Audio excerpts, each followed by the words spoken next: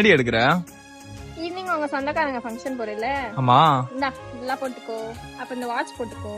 இரு நானே போட்டு விடுறேன். இந்தா அப்புறம் இந்த செயின்லாம் போட்டுக்கோ.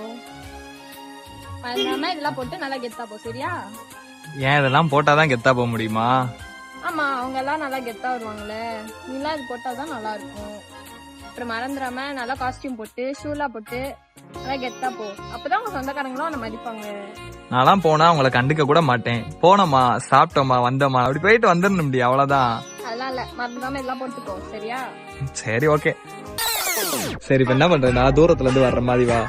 இந்த வாட்ச், இப்படி செயின், பிரேஸ்லெட் எல்லாம் கொடுத்து ஈவினிங் இந்த மாதிரி சொந்தக்காரங்க ஃபங்க்ஷன் போறீங்களடா, இதெல்லாம் போட்டு போ, அப்பதான் கெத்தா இருக்கும் அப்படின்னு சொல்லி குடுக்கற மாதிரி கொடு, சரியா? போ.